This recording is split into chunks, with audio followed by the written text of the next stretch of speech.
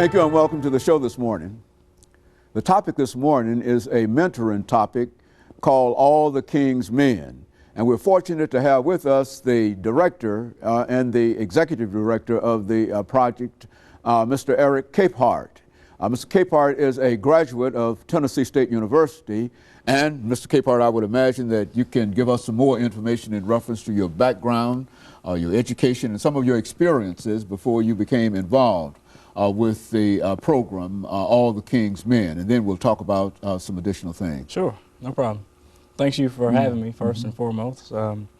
Just a little bit about who I am. Again, my name is ECapehart.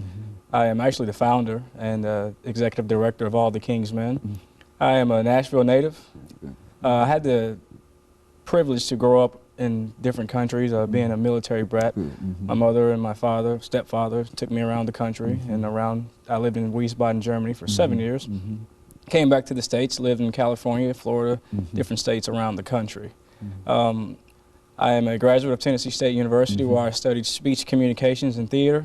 I graduated there in 2004. I took your class, history class. I remember that. Yep.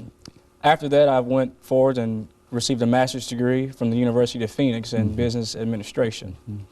Some of the things that I've been able to accomplish in my lifetime since then, most recently I was awarded as one of Nashville's top 30 under 30 young people in our, that are making a tremendous impact on the lives of people in our community, which was a very high accolade for me. Being a Nashville native, I was very proud to be recognized as one of the top 30 individuals under the age of 30 making a real difference in our community. So I was very proud about that.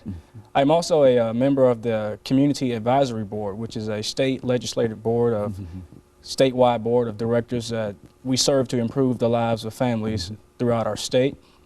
Also a member of the Davidson County Disproportionate Minority Contact and Confinement Task Force. Okay, now you're going to have to explain that to us when you talk about the men. Good, I definitely will. I definitely will talk about that. But the DMCC Task Force is an advocate for children of color and the judicial and public sector in our community. So that's a little bit about myself, and I'm very happy to be here today. And so you were inspired, Mr. ECapehart, to found a program called All the King's Men, which is a mentoring program, and I would imagine that you're reaching out and you're doing a lot of things in reference to it. How did this idea come to you?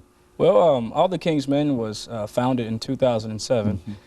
The way that it came about was kind of unorthodox. It wasn't anything that I planned to do. In 2007, I was a candidate for the Mr. Tennessee competition, the first ever Mr. Tennessee competition. And some point throughout my rehearsals, getting prepared for the show, my campaign manager, he decided to ask me, hey, what are you going to do if you were to win this competition? And at that point, I hadn't thought about it. Me being the entrepreneur that I am, I saw an opportunity for me to win a grand prize, money. And so I entered the competition, and I really never thought about what I would do until he asked me what I would do. And when he asked me, I told him, I really don't know. I'm going to have to really consider that and pray about it. And in the midst of my prayers one night, the name All the King's Men came to me, and I just kind of ran with it. And that night I got out of my bed and I wrote down everything that came to my mind that night. And I called him the next day and said, hey, this is the idea that I have, and whether we win or lose, we're going to start this program called All the King's Men.